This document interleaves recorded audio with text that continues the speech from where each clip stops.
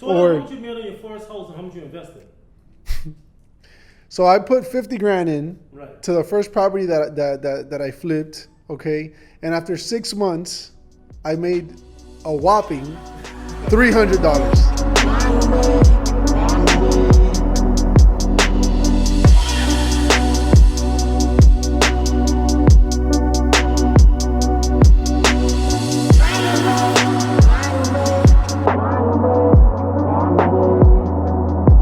What's up, everybody? Welcome to episode 2 of Money Moves Miami. Today we got a great episode and it's a hot topic, I think, in any business, no matter what you're doing or how you're doing it. And that's the topic of risk. So we have an exciting episode for you, but before we get started, let's go ahead and get a big thanks to our sponsors, Score Shield Financial Group. They're a credit restoration company specializing in just that, credit restoration. So if you're looking for your next car, for your next home, if you're looking for some funds for your business or anything else, and you have some credit issues, make sure to contact Score Shield Financial Group. They have a 100% money back guarantee, and you only pay if they delete something. So with that being said, let's get on with the topic. Risk, guys. Yeah, what's up? All good. Good weekend. How was your vacation, man? It was pretty good, man. Pretty good. Pretty good. You look well born, so it must have been good. I'm in Jamaica. The water was very nice. And stayed in some over-the-water bungalows. So it was an experience I've always wanted to see because, as you guys know, on Instagram, you always see a bunch of people going to the Maldives and all these things to have the over-the-water bungalows experience. But I hate flying. So I said, you know what? I'm not going to fly 26 hours. I'm going to pay more, but I'm going to hit an over-the-water bungalow in an hour and a half. And that's what I did. How new are they? I don't know, but, I mean, they look pretty new, you know? No, that's Not like fresh. I'm pretty sure they've been there for a couple of years. It's gotta be new because that type of hotel has only just come to the Caribbean. I mean, it can't be more than 36 months. Yeah, I think Aruba and Montego Bay and St. Lucia's like for sure, like 2 to 3 years maybe. Yeah, it looked amazing. That's the way to do it. And it was facing the sunset. So at the end of the day, every day I had the sunset. I didn't have the sunrise, obviously, but the sunset was amazing. That's the way It was to amazing. go, bro. Yeah. so you're back rejuvenated and ready to go 10x. I'm fully energized. Iggy, you're quiet. No, bro, I'm thinking about, obviously I'm listening to you, but I'm thinking about everything that like holds the word risk into business, you know, and I'm trying to think the best way to express my experiences and what I interpret from like risk. And it's quite an interesting topic, you know, because for many people it has so many different meanings, you know, like, and we can all agree that for somebody a risk might be related to money, for other might be related to, you know, time, or I don't know, like many different things can go wrong into business. So that's why my mind was a little bit over there, but to open up the conversation, I wanted to like point out, for me, risk, so I can kick on and give the ball to you guys. For me, risk, it has to do with what you are okay in losing when it comes to business, because there's always going to be a room for loss in business, and that's something that I go into business thinking, okay, what's the worst that I can lose jumping into this, and am I okay dealing with the result? And if I'm okay with dealing with the result of losing, I will jump in. If I'm not okay with dealing with the result of losing, I will not jump in. And I consider myself, and I know that we are all here on the same boat, but I consider that us in general, we're all risk takers.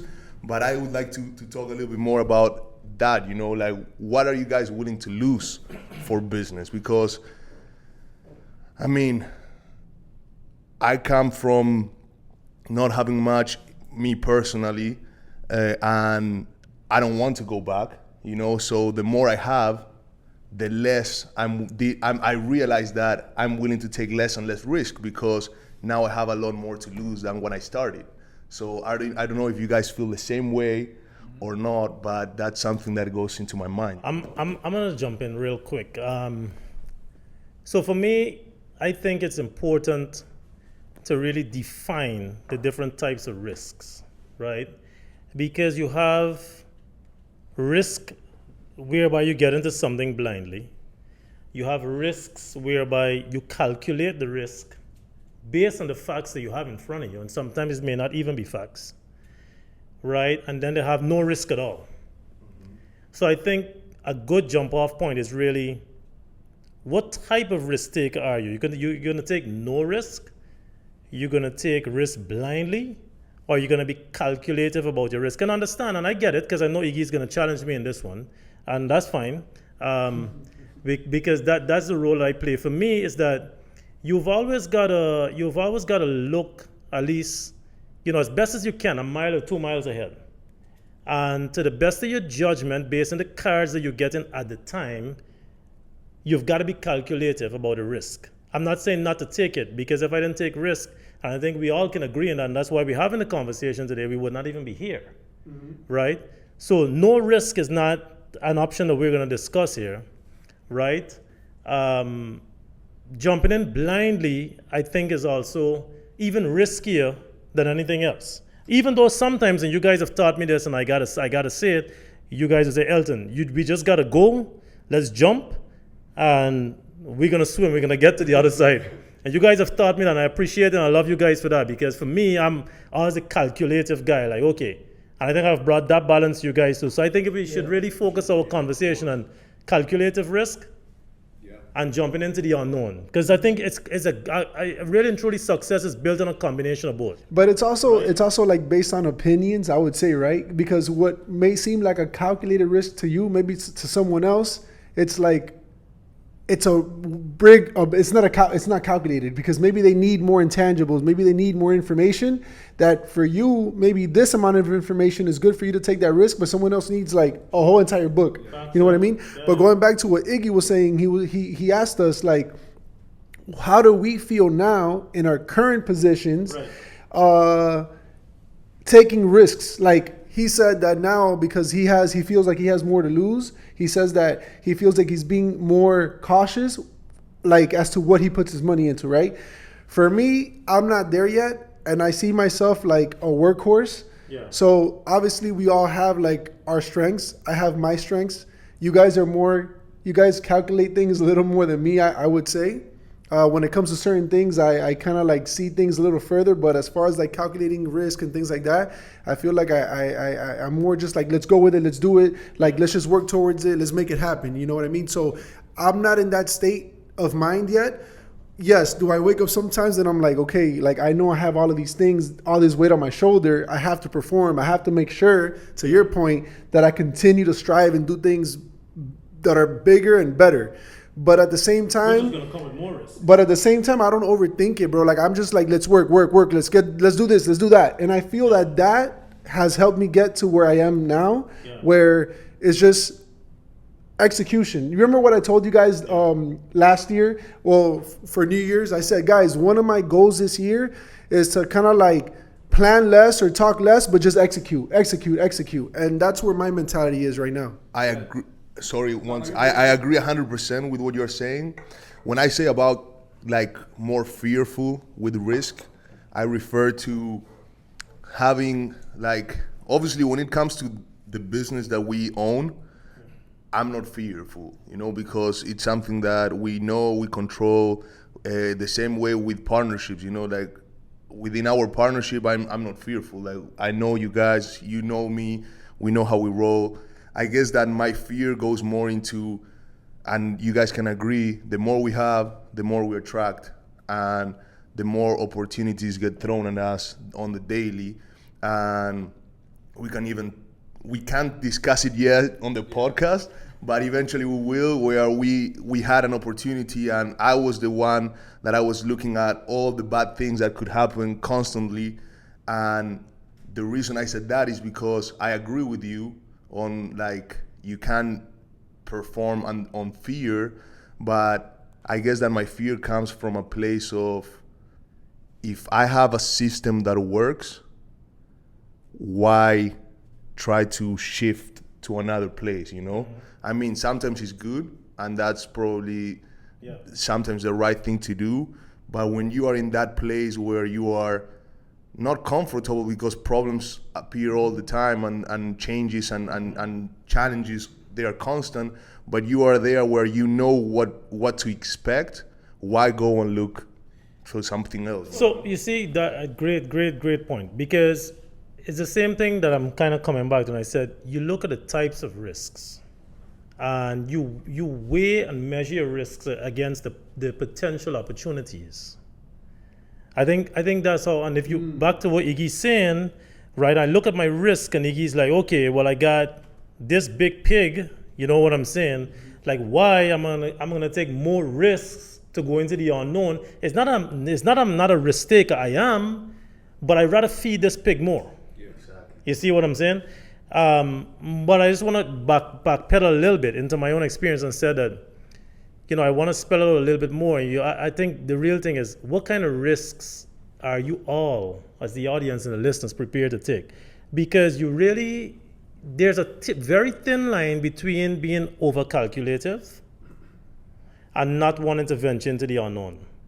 And that's why I wanted to come back to my own experience, and I thank you guys for that, because for me, I always had it in me, and I'll speak about my own personal experience, to take risks into anything that I was going to do. But a lot of times, and I think it brought good balance, I think it still has good value and balance to what we do.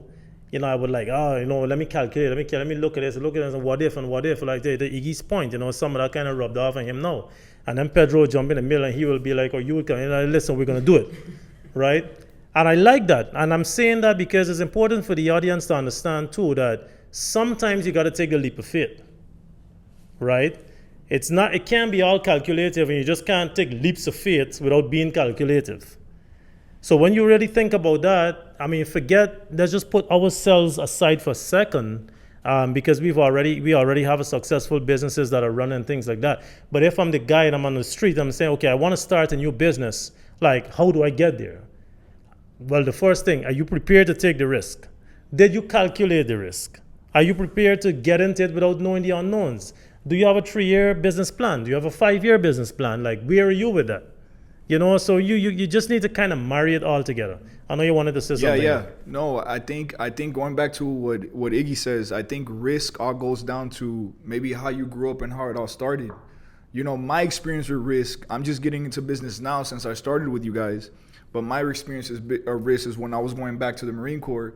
And what I want to mention with that is, going into Afghanistan, what a lot of people may not know is that you train for 6 months prior to you leaving to a deployment for 6 months, right? So you do what your job is so much that when you get to the real thing, to the playoffs, it comes as second nature. So the risk is always on the back of your mind, what everybody sees on TV, fear of getting shot at or whatever the case may be. But for the most part, you're just a little bit more confident. And I think all of us here are a little bit more confident in what we bring to the table, even if certain ventures that we're going after are unknown. And I think it's what you're willing to tolerate, because at the end of the day, there's risk everywhere. When you get in your car, you could get hit or you can drive off a cliff, but you still do it anyways because you do it so much, because now you're more confident in how you handle the car. And I think it's important for people to understand is, for the most part, is a lot of people, I found that they write a lot of what can go wrong with the business, and not enough people write down what can go right with the business. You know what I'm trying to say? And so one thing I pose the challenge of the question to somebody is, how many other businesses are opening up knowing the same risk you're writing down, but they're still opening up? There's still businesses that exist. That's a great fucking point. With those risks. So it's either now or it's never, because 5 years from now, I'm pretty sure the same risks are going to present themselves. You know what I'm trying to say? So it's just a matter of no matter what you go into, there's always going to be risk. And sometimes it doesn't even have to be monetary risk. It could be other risks. Like for example, from a personal experience, like when I started the car business, right, that I was working at my last job where I was the sales manager, whatever the case is, and I was there for 11 years. It was a risk, right, to leave something that was secure. I had a $70,000, annual salary pretty much that I let go completely to go into this business that I already had for like 3 years. Yes. But at the end of the day, it's all based on commission. So if you sell, you make money. If you don't, you don't. And if you don't sell enough and you don't have money in the bank, you can't cover your bills. And all of those are little risks. You know what I mean? Of course, but you calculated that before. Yeah. Yes and no, because when I left, I was probably selling like about 10 cars a month, 10 to 15, sometimes on a good month, and I was like, well, on a bad month, currently, I can pay because for my bills, so I'm kind of good. But at the same time, it's still a risk because you don't know what can happen. Like sometimes, you know how business is. There's always ups and downs. I think it's a great point you made. And I'm sure you went through that. 100%, and we've had this, we say this all the time in our own private conversations.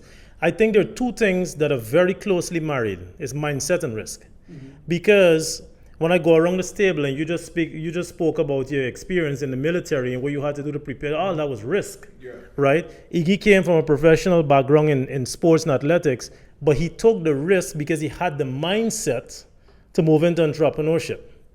You came from a senior position in sales from a very, very highly recognized corporate institution, but you had the mindset in wanting to get to this point and you said, you know what, I got the mindset, I'm going to take the risk. The same with me. People look at you and you'll be like, hey, you guys are crazy. You leave in the military, like you got the best benefits in the planet. You leave in a successful sports career. You leave in a senior management position. I'm leaving a senior management. Like, what is wrong with you? But it all comes back to what we said in episode 1, which is that you've got to have that roadmap for yourself. You've got to have that mindset. And once you have the roadmap and the mindset, then the next leap is risk. What risk am I prepared to take? And crazy how so many people out there, and I'm getting goosebumps just thinking about this, is how many people cap their potential and their mindset until you're put into the position where your paycheck is not guaranteed, right? That your check is based on Your performance. your business performance or your performance. You know what I'm trying to say? It's not where you're truly really gonna find out. And it's crazy, right? That so many people don't get to experience their full potential, where things could be, because of so many just. But why you think that happens though? To be honest with you, I just think that, in my personal opinion, is how everything is structured and how companies, right, provide a safety net. Which, I mean, let's be honest, like I'm not saying that is bad, but there's a lot of people making the amount of money you used to be making. I'll challenge you on that one, brother, because I don't think companies provide a safety net. I think we create a mindset. It's back to what I'm saying in our heads, a comfort.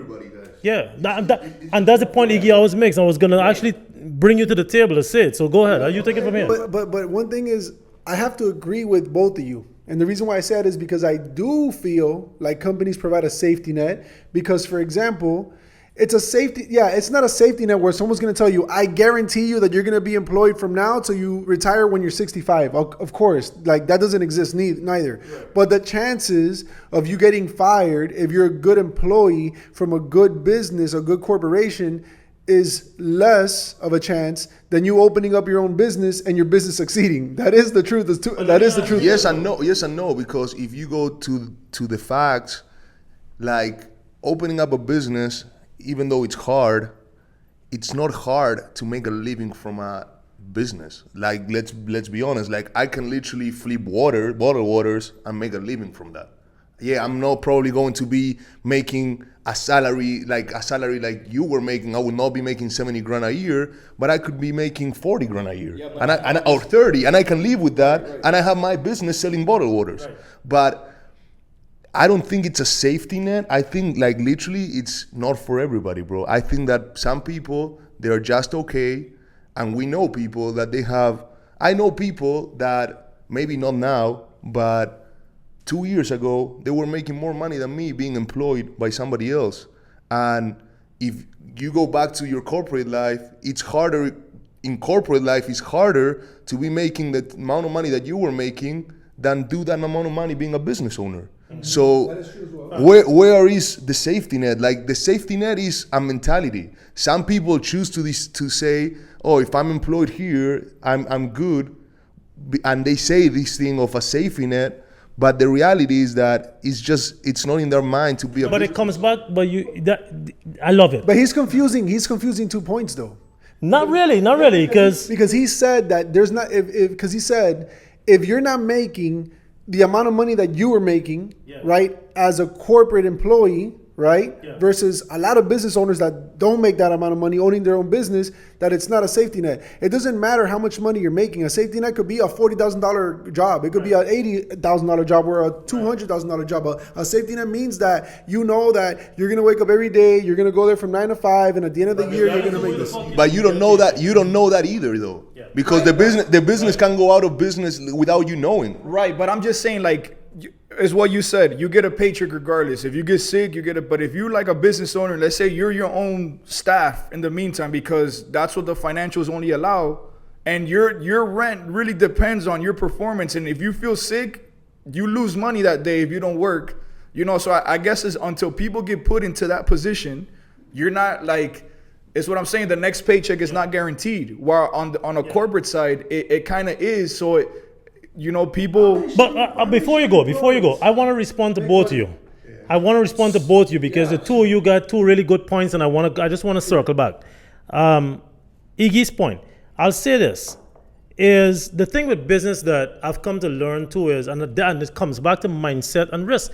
There's a lot of people who don't want to step down to step up, right? The money that I was making in corporate, the first 2 years that I did business, I maybe made 25% of that, to be perfectly honest, if that much.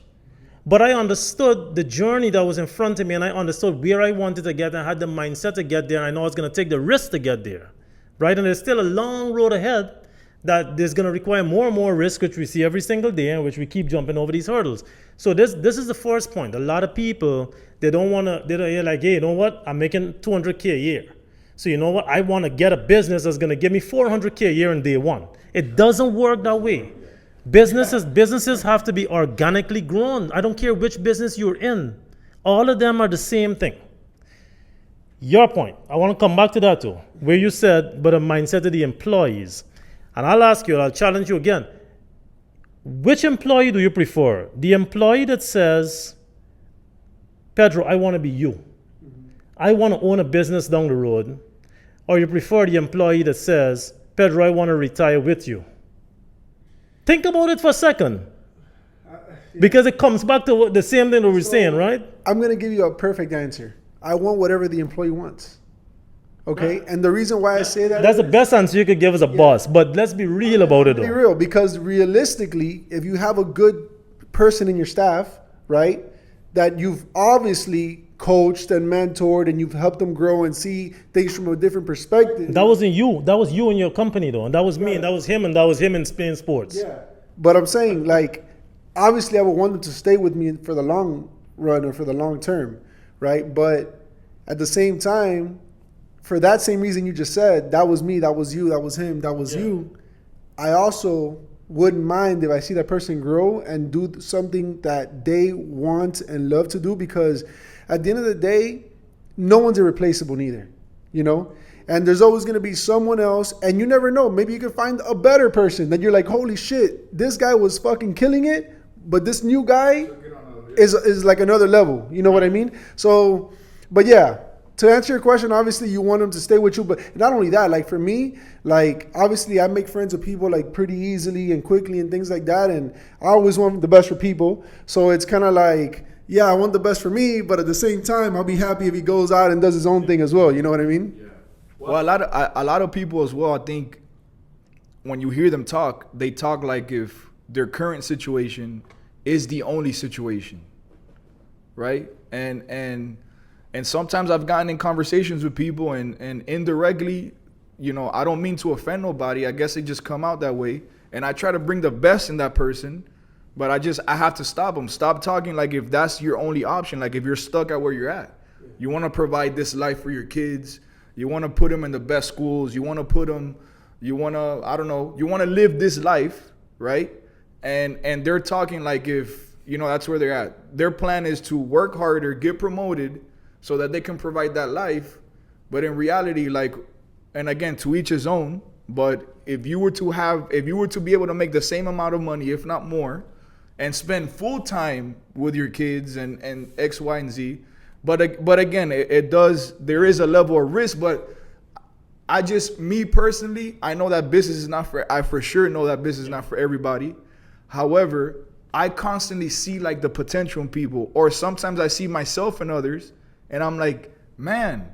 For example, there's people in the CrossFit gyms or regular gyms all the time. I have friends that they wake up early, they train 2 or 3 times a day, they work their job, and they're killing it. They're killing it at the gym. And to me, it's like, I was like, look, you're busting PRs every week. You're lifting 20, 30 pounds heavier than you did last week, and your squat, and everything else. Before you got to breaking that record of last week, in your mind, you didn't believe that you can lift another 20, 30 pounds from what you did last week. And then you got to that point and then you lifted it. You see what I'm trying to say? So like, you're constantly challenging yourself and breaking these records on yourself at the gym. I'm pretty sure that if you apply that same mentality somewhere else. No.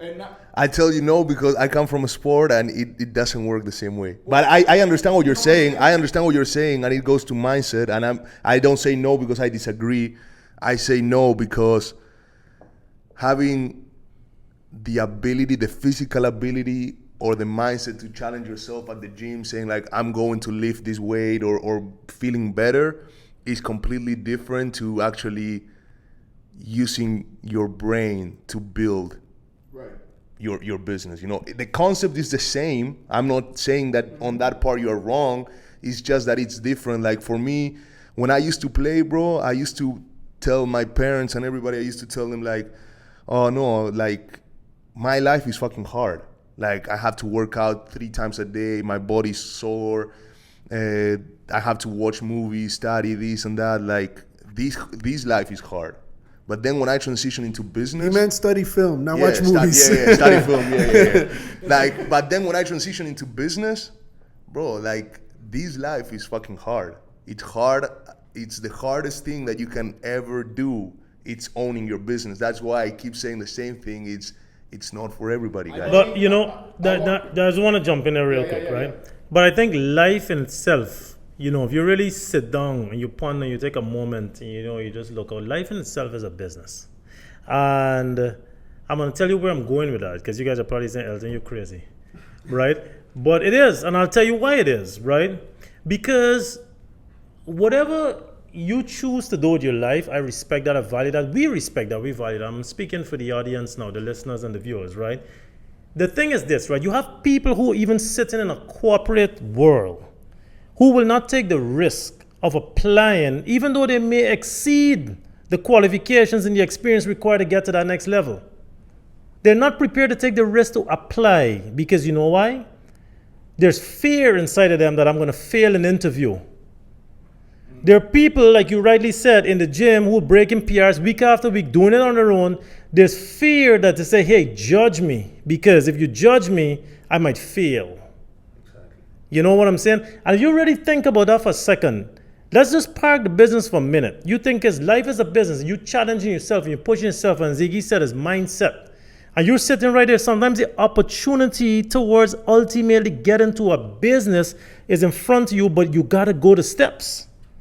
It's like him. He started making $6, $7, $8 an hour, whatever he said in the first episode. I was making $3 an hour, but we know we had a mindset and we had a roadmap for ourselves how we want to get there. Same with Iggy, same with you, same with all of us. But I'm saying that even before you get here, right within your corporate setting, right within your sports fit, right within your own space, there's so much opportunity to elevate and grow within your space that you're doing right now.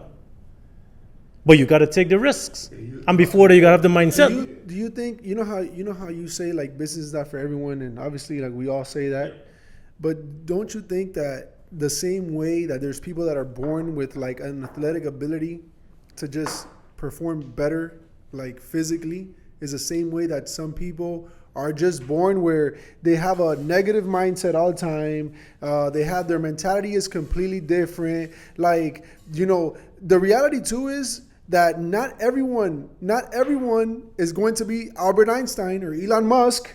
You know what I mean? So, no, but you need to have certain aspects as a person, right? To become better, to be better, or to even want to be better, which is the most important thing. Because how many people say, oh, I want to do this, I want to do that. Yeah, but what are you doing? Like, look, I've had a bunch of people, so what I'm saying is that not everybody is meant for it. Because not everybody's, wants to be.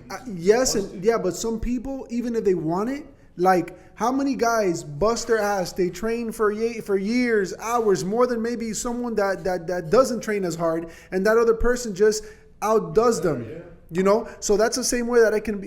That's the same way that it applies to sports. It could apply to life. Like some people may just not have the mindset or even the brain, you know, power or IQ or whatever the case may be to do certain things. You know what I mean? Because if I try to be a scientist and try to do what Elon Musk does, I don't care how many books I read. I guarantee you, I'm not gonna be Elon Musk, bro.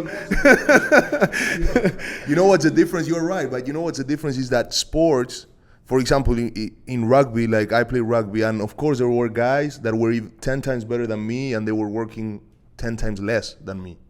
And I actually had to work pretty hard to become a professional athlete because I was not gifted, like physically. I was fat growing up. I had to like work my ass off to be in shape and all that stuff. And I even remember me being on a table with my friends in Argentina, and we were watching the under 20s World Cup from the year ahead of me, and I was not even in the national team or anything at the time, and I told them, everybody in the table, next year I'm going to be there, and everybody laughed at me. That's how bad I was. I was not gifted. But what was your fuel? My fuel was like I wanted to prove all of them wrong. You know, that was my fuel. I wanted to achieve something for myself. And where did your fuel come from? My fuel came from that, bro. My fuel came from like I was. Your mindset. Yeah, my mind. I would say. So failure is not an option. Yeah, exactly. I would say like I consider that situation and the years before that like bully, like telling me that I would not be able to do that or this and that, and that's actually my mindset where the fuel came from. You gotta thank them too, though. Yeah, of course. Like I wouldn't have the mindset that I have. I wouldn't have the mindset that I have if it wasn't for like. I was talking to my mom yesterday, and I go back to answer you now. But I was talking to my mom yesterday about how bad the director of my school was, because I remember, and I still remember to this day, that I sat down on a table with her, and she's like, "Oh, you're never going to achieve anything." You know, so I told my mom the other day, she was at the house, I'm like, "Do you still talk to Miss Martin?" And she's like, yeah, I do. And I'm like, "Okay, why don't you record a video of my house and send it to her?"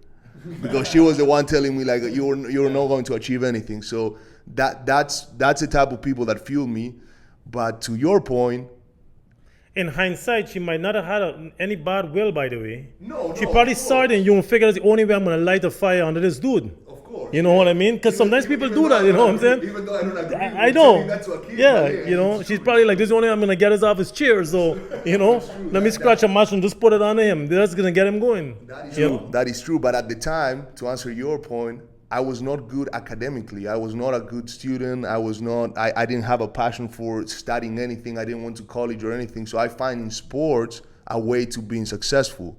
But then when I transitioned into life, into entrepreneurship, I started finding the things that I like, but also like business, you have more holes to be good at. You know what I'm saying? Like in sports, it's either you're good or you're not. Like if I want to play football, if I'm good at football, I'm good. If I'm not, you're out. And you only need to be good in one position. Exactly. If Like you're good in more than one, great. exactly.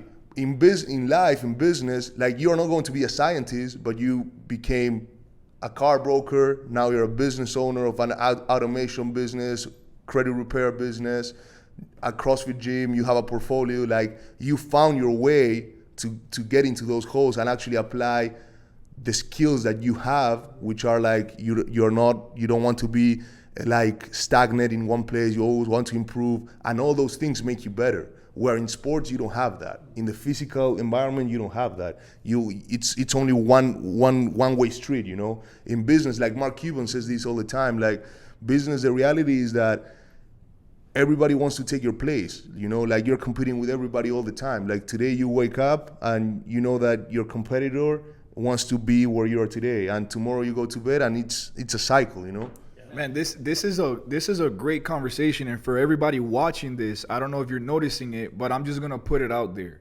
And this happens with us in one way or another, when we have conversations even outside from here, is that every little piece that made us who we are, or where we grew up at, or the experiences that we've had, right? It's almost, we're all explaining it through the filter that we're translating it from. So for example, my risk was life or death because I was in the military. I didn't grow up in a business world with parents and stuff like that. So my risk was coming back home in a box or coming back home alive, right? And that was it. And I think that, because I'm not gonna sit here and say that, you know, you're not careful, but you have to be careful.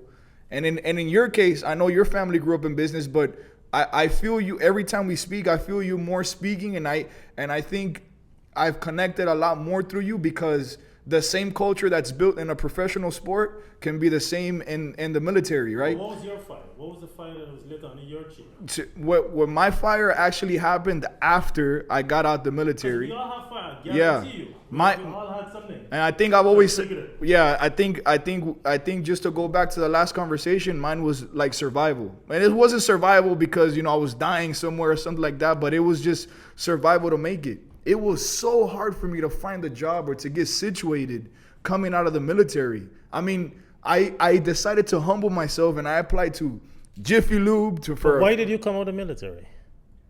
Let's go to the root of the fire, because I think that's where I'm trying to understand you. I couldn't do 20 years for sure. I did about 7, and I think that was it for me. 20 years is the max, like the. Yeah, 20 years. I would have retired at 37. So whatever that paycheck was, I would have gotten for the rest of my life. But that you know, I felt that there was more to me. And so, you know, I got out, and I think I got a pretty good deal. But then after the fact, it took me 15 months to get approved for my VA disability and stuff like that. And then I got accepted to the University of Miami, which... Did you ever think, when you were making the decision of quitting the military, how hard it was going to be for you to reinstate in society? No. Because for me, looking from the outside, that was your biggest risk. Yeah, but no matter how bad you think it is, it's a lot worse once zero's out. And as a veteran that needed some sort of assistance or medical assistance, it took me 15 months to get approved, right? So in that whole time, I'm telling you, I'm applying to places like Jiffy Lube for a managerial position. I got out as a sergeant in the Marine Corps, and for that manager there to tell me that I don't have managerial experience when I've ran over 15 Marines and I've handled departments and situations, is like, it was crazy. Yeah, it was crazy. I literally had to do like any little side gig here and there, you know? And thanks God that YouTube video that I made that went viral about my experience that happened went viral at the right moment, at the right time, and then YouTube started paying me.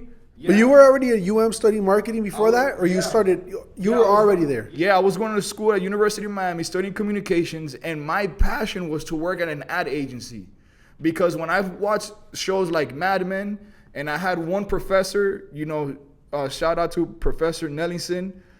He studied at Cambridge, and he worked at an agency here called Coneo, which I don't think he's there anymore.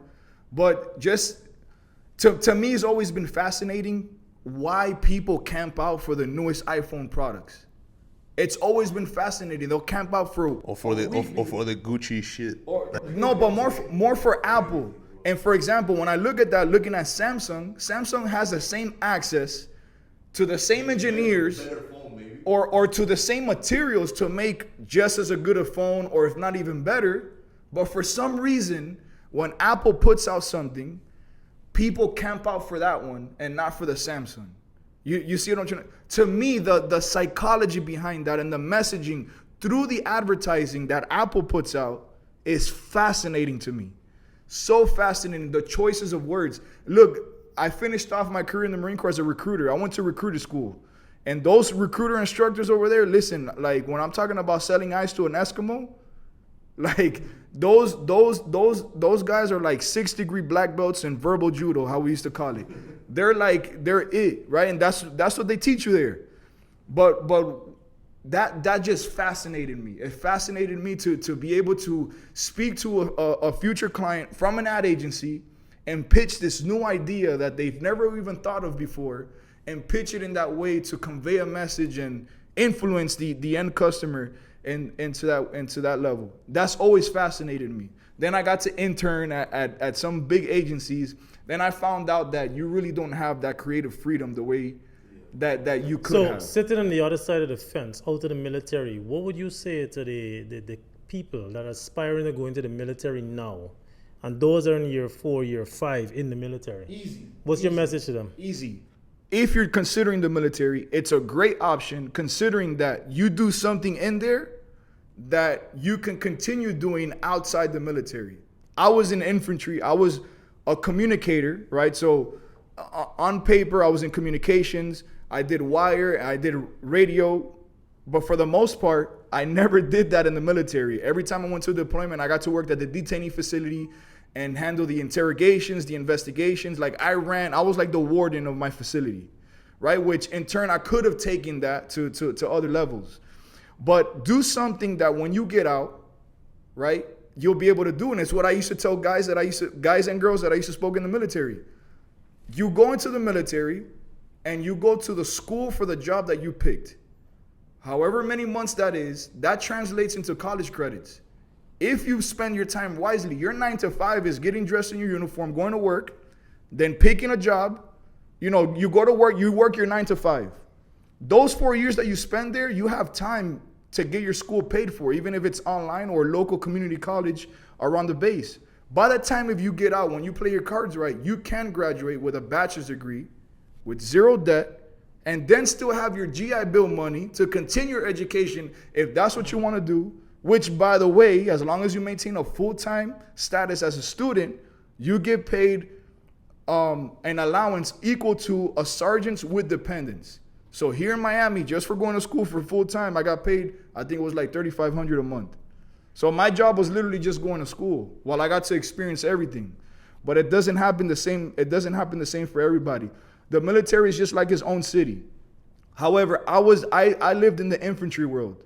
And just like Iggy says, anything that involves physical fitness as your career, we're not talking about any other job in the military, but when your job has to do with shooting, moving, and being physically fit, that life sucks. I was dirty all the time. I don't like just because you play, Ghost Recon or whatever you do in like infantry life, that sucks. I didn't shower for months at a time in Afghanistan, not because it wasn't there, but that life sucks. You know what I'm trying to say?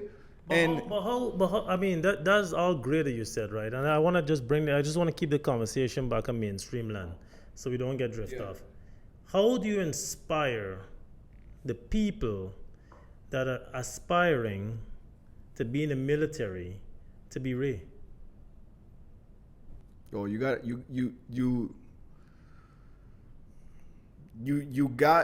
to stand out. It's just If you're aspiring to do that, by the way. yeah. If you're aspiring to do that, like, just be prepared to be comfortable with the uncomfortable. You're gonna be put in positions where you're gonna ask yourself, "What the hell am I doing?"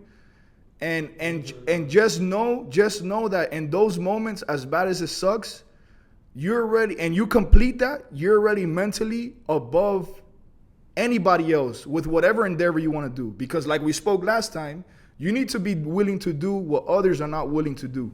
Yeah, but the military is a safe haven. Let's be reasonable here, right? The military is a safe haven as well. Yes, there's a lot of physical requirement what's not. But what separates the military from the job Pedro had, the job I had, Iggy playing with a successful sports team? You can get comfortable is what I'm trying to say. Yes. The military is even more comfortable if you're physically good and what's not, because they have the best benefits in the world.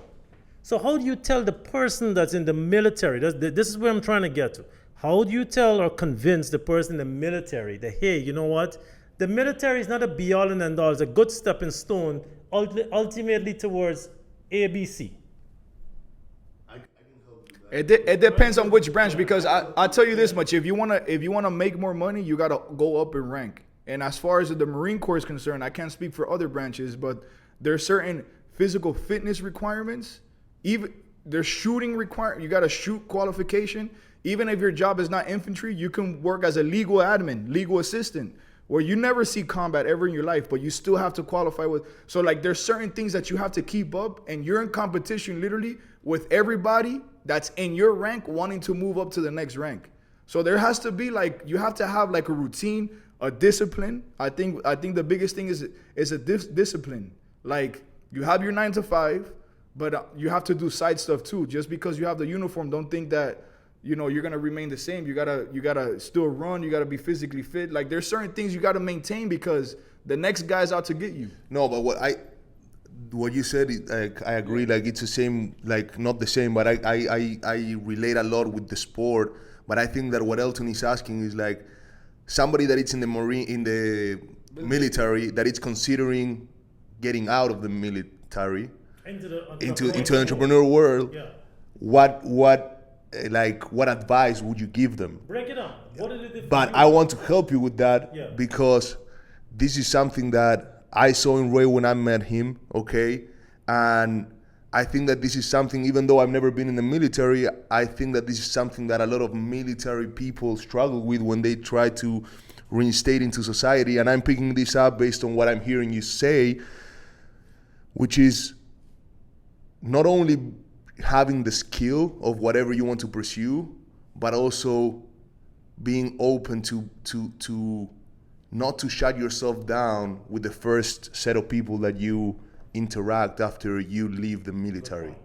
Because I think like, and don't get this the wrong message, like we all learn here from each other, but I think that if you wouldn't have a guy like Pedro in your life that you guys known each other for almost 15 years, or more, Something like that. that he opened up a few doors for you, and eventually we all became partners. But if those doors were not open, I think that your situation would be a lot different, you know? And I think that that's the message that you have to give to somebody that is in the military that wants to pursue entrepreneurship, is that not only have a skill, like when I met you, like I was amazed on how creative you were, you know, and that's what made me want to do business with you. But the reality is that aside from that, if you wouldn't have the connections, the relationships, you wouldn't be able to get into the world, into entrepreneurial world so quickly. So for me, that's the key, you know, like know or surround yourself. Your network determines your net worth. Exactly. 100%. Like for me, it's like don't feel unmotivated for the first round of people. Like you didn't feel unmotivated with the first guy that told you, oh, you don't have management skills, when in your head you were like, what is this motherfucker telling me? I was in Afghanistan managing 15 guys. Almost it was a live or die situation, and I was managing them, and this guy is telling me that I don't have that. Like who the fuck are you? But you didn't let that get into your head. I mean, you were, and everybody here has been through depression and what's not. Like you've been through down moments too. But I think that you're you know, the people that you surround yourself are the key for the military especially. I think one thing that all military people carry away, which makes them, as many hardships as they may go through coming out, we're very moldable and adaptable. Yeah. Meaning you can drop us anywhere and we'll survive in that environment. And I guess what I'm trying to say with this is, even if Pedro and I never spoke again, maybe I wouldn't be making the type of money that I'm making now, but I think I would have been successful wherever I was at. You know what I'm trying to say? And I think, right. I'm saying like the speed up, like this is what you said. Like if you wouldn't maybe know Pedro, you would have known somebody else. Yeah. But the process would have exactly or different too. Yeah, or different. Right. We love you. We love the military, bro. I'll do it again. And I speak that sincerely from my heart. I get goosebumps saying that when I say that. But I want to ask you guys, right? I'm not trying to interview you guys. You know, this is fluid conversation, as we said. If you had to put it based on your own personal experience, right? If you had to put it out there for our viewers and our listeners to understand, what does it take to run or get into a successful business? How would you sum it up? What does it take to get into? Get into and run a successful business, because it's two parts.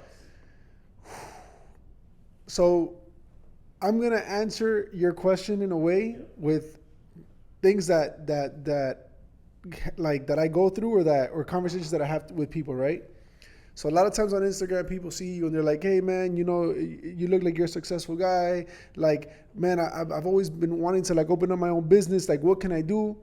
And it's so funny how some people see. For me, it's simple in a way, right? Because I feel like people overcomplicate things, right? So the first question I ask is I tell them, because they think that it's like an answer, like a response. Well, yeah, just do this and it's gonna work. No, I say, what are you? Yeah, what are you passionate about? Yeah. Oh no, like no, like, and then they don't even answer me what they're passionate about. They're like, no, man, I just, I want to have like a business like you have. And then I go, you're not answering my question. What are you passionate about? Right. Like, do you like sneakers? Do you like, jewelry? Do you like whatever? Like, what do you like? So the other day, a kid was like, yeah, man, I love sneakers, for example. I'm like, okay, have you ever thought about opening up a sneaker store? Yeah, but, okay, so what are you doing, or what are your next steps to open up a sneaker store? Well, I don't know. Like I said, number one, you have to work because you need to save money. Because if you don't work and you don't save money, you can't open up a sneaker store for the most part, right? Right? So I'm like, number one, to open up a business, you need to have, right, willpower, right, and focus and determination. And you have to be strong mentally to not spend the money that you're working hard to save. Because if you don't save, you're not going to be able to do anything. And that's the truth. So number one, find your passion will be my answer, right? Or something that you enjoy, something that you like, right? Find something that you're interested in and think about, how can I make this, how can I turn this into a business, right? From there, like you always do, he's the numbers guy, right? He does like the yearly projections and the plans and the numbers, a 3-year plan, 5-year plan, etc. Okay, what do you think it's gonna be? You have to do your research. So say, okay, what's rent going for in this area? So right now, if I wanted to open up a sneaker shop in Wynwood, right, what's the rent in Wynwood going? Okay, put those numbers down on a sheet of paper. Okay. Now, what's the square footage that you're looking for, right? What are going to be the initial costs that you're gonna have to invest in with the shoe racks, with everything else, with the system to charge people, etc. So the point is, you need to create a business plan, and it's not that difficult. It's kind of like, and maybe for some people it is, because like we said in episode 1, it's like these type of things they don't teach you in school, which they should be, right? And so for me now, I see it as simple because obviously we do it all the time. I've learned a lot from you. Like we always say, we've learned a lot from each other. But I think the number one thing is that holds people back is that people don't have the willpower to save money. People make money today and they spend it tomorrow. I think that's the number one thing that prevents people from opening up a business, is just that they don't save money. That's the number one thing. The number 0 thing is people are not willing to eat shit. And I saw that today driving out the office. You're not willing to what? To eat shit. What do you mean? By eat shit, I mean exactly like that. If you are willing to eat shit, if you are willing to eat, giving up a $200,000 corporate job to make $10,000 in year one. That's what he means. What I mean is that you are going to save money. You are going to save money if you are willing to eat noodles. But there's a bunch of people. There's a bunch of people that are eating noodles already, and they are eating noodles. It's different. It's different. I'm saying about a choice. Like Elton said, like you are making X amount of money, and you know that you can have the Gucci bag, you know that you can have the nice car, you know that you can have all these things, but you are deciding not to have it for a bigger purpose. And that was, today I got super frustrated, and I actually did a post on social media about it. I was driving out the office and I was seeing these lines on Gucci, on fucking Off-White, on a Monday, and I'm looking at these people and I'm like, dude, some of these guys, they don't even have, they probably live in an efficiency.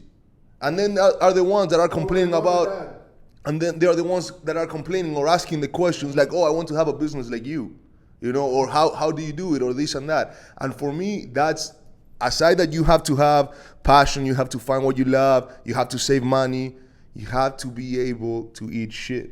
You have to be able to that if humble. if exactly humble yourself.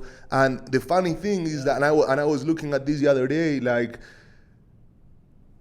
the wealthiest people in the world, and there was actually a post that it was Tyga, this girl Jenner, what's her name? Kylie Jenner, and then Zuckerberg, the owner of Facebook. And you look at the three of them. Tyga was all Gucci out. Kylie was like whatever, and then the wealthiest guy of all was like on jeans and a shirt and a t-shirt. And exactly, he paid some. I'm not saying that you have to live like that. I mean, that's an extreme. That's an extreme. I don't like that either. Exactly, I don't like that. I don't like that because You know what I mean? Like, there's plenty of guys that have money. yo, I don't like that because that's an extreme. I mean, if you have that type of money, enjoy it. I agree. I hate when I see those posts on Instagram. They show a picture of Jay-Z, right, with a bunch of chains when he was younger, and then they show a picture of what's this guy's name? Whatever, one of these rich guys, and says, like $3 billion and 100 grand, and not a Gucci belt in sight. Okay, the guy's 7 years old. Okay, Don't be here on the age, bro. but it's true. No, I don't like that. No, because it's true. I don't like that. I think deep in when it comes to things, and I'm like, that's bullshit. Because I'm always gonna try to represent myself the way that I like to represent myself. I'm not. That's all right, but if you're looking at that deep, like you're saying, if you're looking at that deep that you're saying, that's actually, if you look at that deep, what they are telling you is everything. It's a process. It's not about one or the other, one's wrong and one's right. It's a process. Like you cannot be Gucci out, okay, or Off-White out if you are making $3,000 a month. It could be, but it's not sustainable. I mean, that's like not even. I mean, I wouldn't. If I'm making $3,000, I wouldn't. Back to where the conversation started from, mindset. You got a different mindset. We all have a different mindset I'm here. trying to use the platform to tell people, like, if you're making $3,000 a month, think about it. You don't deserve to be wearing that shit. You don't earn it. You shouldn't be wearing it. You shouldn't be driving. If you're making $3,000 a month, you shouldn't be driving a $400 a month car. You should be driving a $250. I don't know if they exist. Maybe I'm wrong. Maybe. But we're gonna talk about it in a future podcast. It's sometimes to us as parents, and God bless you, my brother. Congratulations, love it to death for this evening. But I think sometimes us as parents too, we set the wrong example, and we'll talk about that down the road. But finish. Not on that, I think that it goes back to that. You know, some of these people, they reach out because we are, we show how we live and what's not, and we live good, we live comfortable, and that's what it attracts them to ask the question. But then they want to live the same way as you're living without even putting the work or making the money. The reality is, I'm the oldest guy at the table here, right? The reality is we're living in a society that's highly driven by social media. And because of that, there's a high amount of influence. So us, and I call us ambassadors, right? We have a right. We have a cause. And this is why you gotta be so careful the message you send back. Because it's all about the message you deliver too, If you coming across as this guy like, hey, look at that, this is how this works. They don't know your journey. Of course. All they're seeing is the material. Yeah. You gotta understand that too. They don't know that you had the $8 an hour job, right? They don't have the $3 an hour job. All they're seeing is the material things. So what do? They gravitate only to the material and not the journey. Of course. They don't think that, hey, you know what? I wonder what Pedro did when he was 18 years old or 17 years old. What Ray did? He's in the military. He did this and he did. All they see is that there's a Maybach, there's this, there's that, there's that. Hey, I gotta get one of these, right? Even if I'm making $2,000 a month, I'm gonna pay $5,000 a month. The thing is that nothing happens overnight, and nothing happens without sacrifice. And that's the reality to your point, which is what you're saying when he says, you got to be willing to eat shit. He means, you need to sacrifice. And it's funny because sometimes even business owners surprise you, right? Because we have a bunch of clients that are business owners, and they go into business, and if things don't go smooth, and this is going back to risk from the very beginning, right? They automatically want out. How much you made on your first house and how much you invested? So I put 50 grand in Right. to the first property that I flipped, okay? And after 6 months, I made a whopping $300. 296 to be precise. So I got back $50,296 after 6 months and putting $50,000 on the line, right? So it's like, it's absurd how things happen. Like, look, the other day on Instagram, and I know it came from a good place, so I'm not bashing anyone, but someone who I'm pretty sure is a business owner saw our video and posted, wow, I'm so proud of this guy because he's come a long way in 3 years, right? And I'm thinking, you got this shit fucking twisted. Yeah. Number one, Yep. 3 years ago, I was making like about 15 grand a month or more maybe, okay?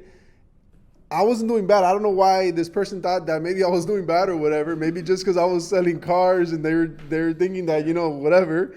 And I was like, how can this person be a business owner and think that all this growth has come over the last 3 years? No, this growth I've been growing since I was 19. You know what I mean? Like, it's been a trajectory, like one step after the next, one step after the next.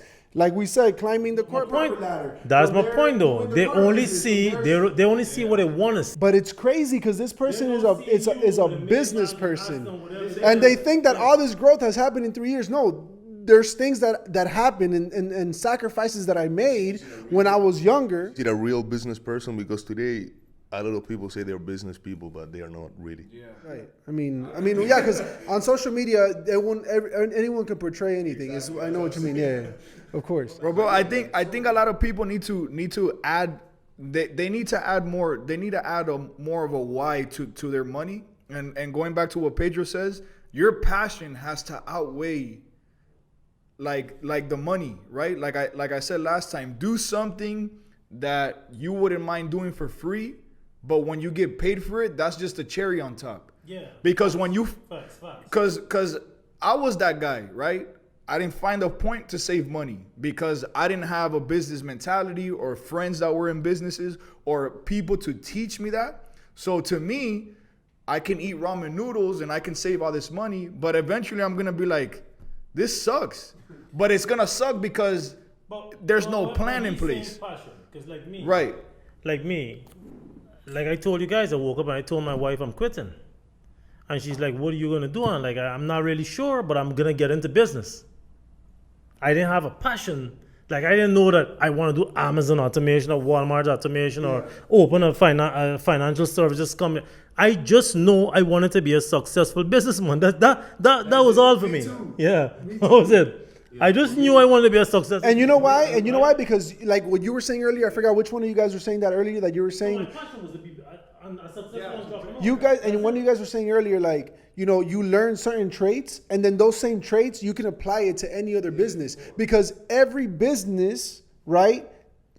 Not the detail, but the structure is the same. So if you can be successful in one business, you can venture out and do another one. However, you have to have someone that's knowledgeable in that other business that can fill in those gaps that you don't know about, so that then now you can learn those little things. Exactly. Partnerships. Bro, there's a lot of things. Even when you start making a certain amount of money, and I seen this on TikTok the other day, which made perfect sense. And Iggy, you've taught me a lot too when it comes to like watches, because before, to spend 50 or 100 grand on a watch, to a person that doesn't know, to them that's insane. Like, why would you even do that? Yeah. But until Iggy, you taught me that watches, at least that cost that much, are in a sense assets that you can resell later on, and they only lose a few grand. But instead of having your money sit in a bank, you put that on your wrist or around your neck. But to take it one step further, this guy who's talking about flying private or having nannies and things like that, I'm gonna give my example because I don't have private jet money yet, but it's coming soon. But we're talking about like this meal delivery plan that I bought into. Like this year, one of my biggest things was to have a budget to invest in myself. So personal training and things like that. And now with the food, right? Can I cook my food and buy it? Yes. But it really got me thinking, how much is my time worth, right? And if I pay, to some people, the meal delivery plan that I buy can be expensive. But how much more money can I make with the time that they're saving me, right? How much more money can I make with the time that they're saving me by not going to a grocery store, by not cooking and all that stuff? How much more time now do I have to make more money than I have? And until you make that type of money is where you really gonna experience. That's why I don't agree with do shit for free. And that shit, like, honestly, and I have this argument all the time with my girl, like, I love Gary Vee and everything, not to bash him, like, he's obviously 10 times more successful than I am, so I have to take my hat off to him, but, bro, let's just fucking stop with the shit of doing shit for free, okay? Nobody eats from the air, everybody needs a roof, like, money, it's important, you know, and for me, like as Elton said, I wanted to be a successful business person, but for me, the goal is freedom. You know, freedom to do whatever the fuck I want, freedom not to have to answer these fucking shit. Like, I'm not there yet, but that's the goal for me. Even the small things. And it's a great point you brought up, and it brought like back memories of when I was a kid. My dad used to work fucking 80 hours in 1 week, which is what people work in 2 weeks, okay? And then the time that he had free, the fucking guy would work at the house, raking leaves or cutting grass or planting trees or fixing some shit on the ceiling. And I'm like, my dad just worked the entire week to not work at the house as well on his time off. I used to see that and I would say, this guy's insane. It's always working. He never has time for himself. And I remember, and I, as you can tell, I hated doing chores around the house or like labor in the house. So I would always try to like, I'm going to go play basketball. Like I would leave.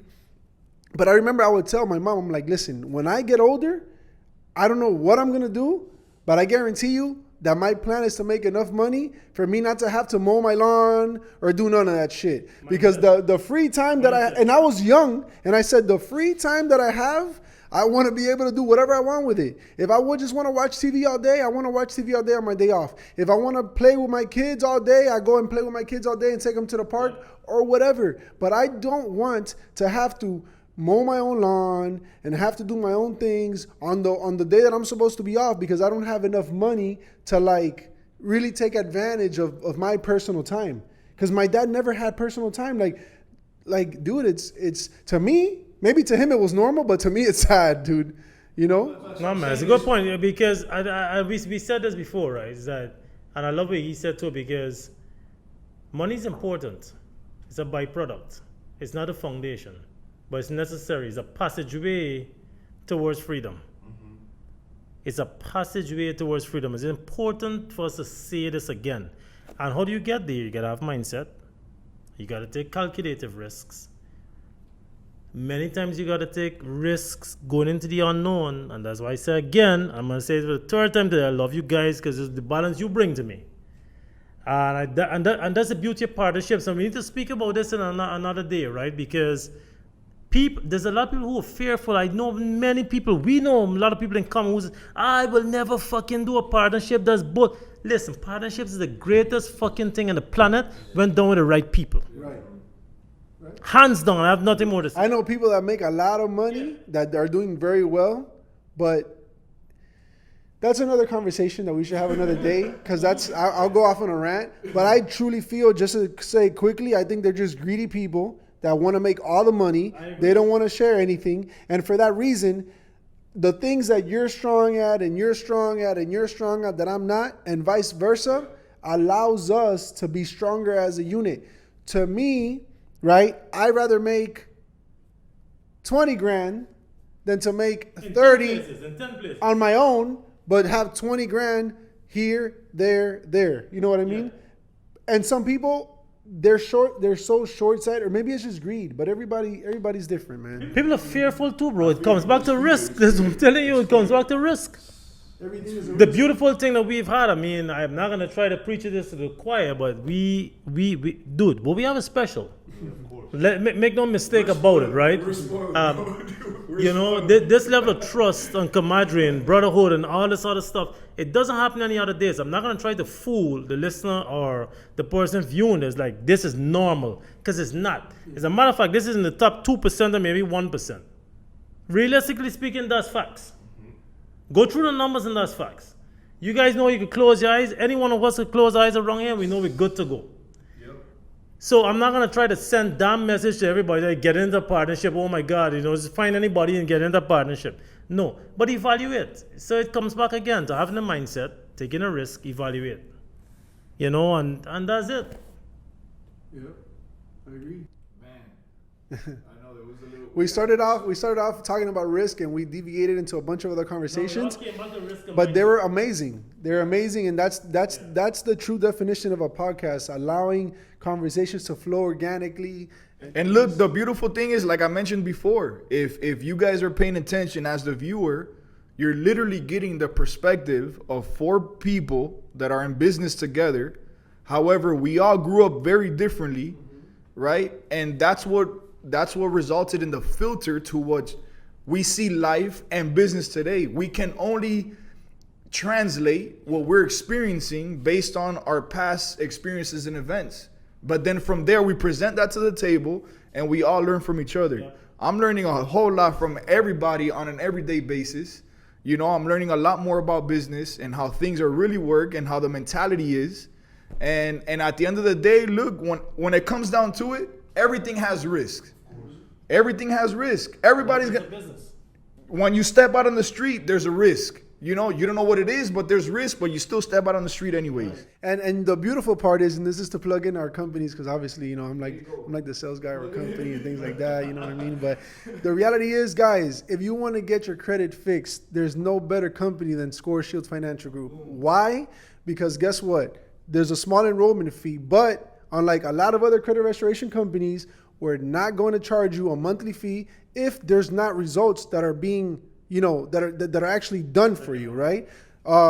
And as far as next gen goes, it's something that I tell some of our clients. You know, that we have a lot of clients that are making money, a lot of clients that are that are paying for their Porsches or whatever the case may be. There's some clients that are going through a tough bump on the road or whatever the case may be. But it's what we tell people. Listen, we protect our clients' investments for the most part, right? We try to mitigate. Yeah, we try to mitigate the risks that come with the business. And it's almost like, listen, our clients, okay, unless Amazon and Walmart all of a sudden disappear and shut off third-party selling, you're not going to lose your money, okay? What you're going to lose is time. And it's something that I live by today. And I tell the business advisors, our staff members, guys, I much rather lose time than lose money, okay? I just bought 25 grand of Ethereum, okay, on fucking Friday at $4,200.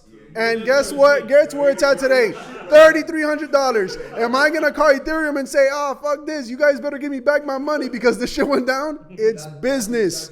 Look, we put in a bunch of money into. It's true. We put a bunch of money into XRP in November. Now they're in court, going through litigations. Okay, I have a lot of money tied up in XRP, but it's the nature of doing business. But I am willing to take that risk. You know what I mean? I'm willing to take that risk.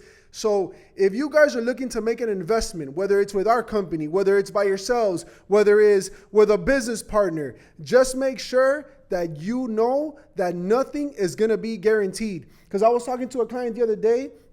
Her store was audited, right? And it's like sometimes people, and these are adults. Like, I would think so. I'm a 34-year-old guy. But I always tell people I feel I'm young, like spirited. You know what I mean? And I tell people sometimes I have conversations with these people. They're 40, 50s, you know, or maybe my age, and they're in business or maybe not, or whatever the case may be. But they say these things, and the lady tells me, "Oh no, you know, because my store is audited right now. But if I would have known that, I could have put, you know, these 35 grand into crypto, you know, a few months back." And I'm like, duh, hindsight is 2020. You know what I mean? You would say that now because you saw that Bitcoin or whatever went up. But the same way it went up, it went down like when I just bought. You know what I mean? So it's easy to say that. The point is, guys, if you are not willing to take risks, don't invest in anything. It's the truth, you know? And patience. But then don't complain. But don't complain why you're not living the life that you say you want to live. More so. Don't look at the other people's lives and criticize it. Don't compare. Like, don't compare my lifestyle with your lifestyle. Like, everybody, it's on their own chapter. But just to piggyback from what you were saying, and that's the last thing that I have to say about it, is like, I think, and you said it, like, the internet, social media changed or fucked up the mind for a lot of people when it comes to making money, because now we see a lot of people making a lot of money really quick from crypto or stock market or shit like that, especially through 2020 because of what's going on with the pandemic and what's not. And that shit just changed the perspective of business to a lot of people. Mm-hmm. And to Pedro's point, like, and again, not because it's our business, but if you have to ask me today and I want to start my own business, but I don't know about business, or I don't want to, go through all the steps that it takes to open up your business, I think that our service today is the best place to put your money. Like, you're not going to have a fluctuation like Ethereum, like you buy at $4,000 and today's like 3,000. Yeah, I don't know, and lose a lot of money. Like, that's what it is, And our boy James here wants to say something. What's up, James? What's up? I'm just hearing you guys from outside. Come on the camera, man. I thought I'll stay behind the camera. No, we want to see you. We want to see you. Let the viewers see you. I don't have a mic, but like just hearing you guys, it's almost like, number one, you have to experience it all. And being a younger person, it's like you guys aren't weighing each other down because you actually have something before you met each other. And I can speak from that because I think we work together because I don't need anything from you guys. Mm-hmm. We wanted to work together. We felt each other's vibe, and it worked. And most people, from my little experience, I say, because we're so young, is that until you go through it, you don't know what you want, you don't know how to do it, you don't know what you're going to fuck up on, you don't know what you're going to gain. Right. So it is out of fear, but it almost turns into love at the end of the day. Yeah. But all I can say and all I really learned is just keep going. That's it. Don't fucking keep stop. plugging away. It's the truth. Yeah. That's true. And you guys have good hearts. Yeah. Most people are greedy and like genuinely want to take from you guys. Yeah. He said something about, like, we went into business with each other, having our own shit and without needing anything from each other aside from a vision of where we wanted to go. And I think that that's actually very powerful, because a lot of people look into partnerships, but they are like, what can I take from this guy? What can I take from this guy? What can I take from this guy? Like, if I partner up with Elton, okay, what can I get from him? Yeah, the love will grow if everything goes fine.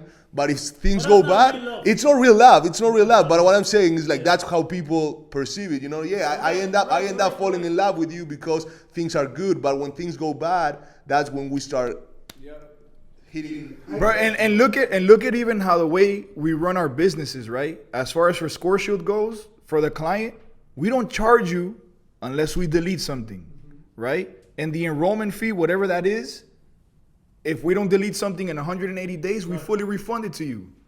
On the other hand, with NextGen, unless you guys make the customer money, you guys don't get paid. Nope. So it's always as like, it's not in our best interest to do wrong by the customer. Right. And I think our personalities and our hearts translate into the businesses that we're in.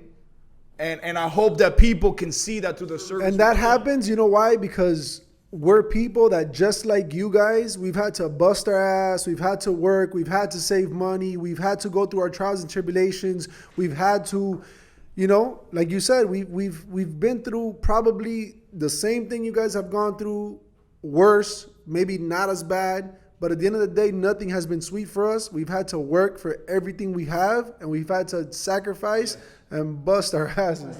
And I think, and this is my last comment, I think it's important for me to point out that there's no unilateral decision around this table. Mm-hmm. We challenge the fuck out of each other. This is what people don't know, right? We get into arguments, but it's ended with love. And we get into arguments a lot of time, the interest of the client almost every time. That's what we do, right? We like, okay, that's right. That's what, how we gonna do this? How we gonna do that? How we gonna be better? How we gonna get better? How can we do this? How can we do that? And we don't settle until we come to a common resolution of this is gonna be the best solution in the interest of the client. And that's why I come back when I go back to episode 1. I said, guys, for us, money is a byproduct. It's a passageway, but it's a byproduct. Because if you don't do things the right way, you don't do them consistently the right way, money means nothing. I leave it there. I wanted to finish off by saying that what you just said is great, and it brought something to my mind that I've told you guys before in like our group chats that we have. Because like he said, sometimes we end up arguing about certain things, but obviously it's always like constructive. And I'm going to say this to the people who actually have partnerships out there. If you're in a situation, okay, where you're having debates or arguments with your business partner, just know that both of you have the same level of interest for the business to blossom, to grow, and to be fruitful, right?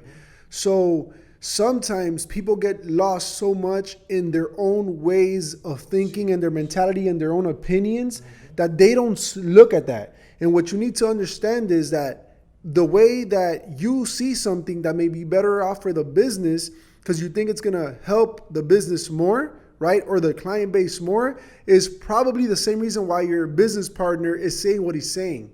So what you guys should talk about, which is what we do, which is what I bring to the table, what we all bring to the table, is that we say, look, I see it from your point of view. However, I think it's better this way because of X, Y, and Z.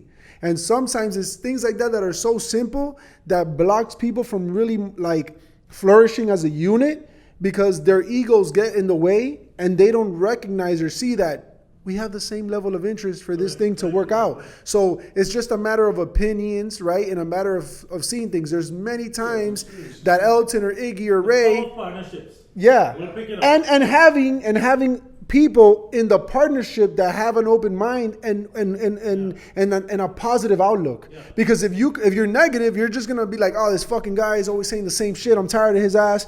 Instead of saying, damn, if he's always bringing this point to the table, there has to be a reason in his mind as to why he keeps bringing it up. So let me as a good business partner, right? Let me ask him, hey, why is it that you see this in this way? So that maybe I can view it from his point of view and then weigh it and say, yeah, you know what? All this time I thought that maybe my approach was better, but fuck, now that you explained it to me, your approach is better. Let's go with yours, or vice versa. So, guys, the point of a partnership is to pick each other up where we lack. Yeah. Right? And that's important to understand. And I think that's a great segue to the next episode of the topic of the power of partnerships. So, with that being said, guys, this is Money Moves Miami, episodes 2. Make sure to like, comment, subscribe. Let me know what your experiences have been when it comes to risk of doing business. Make sure to leave the comments below. Well, you know what to do, and we'll see you in the next episode of Money Moves Miami. Peace.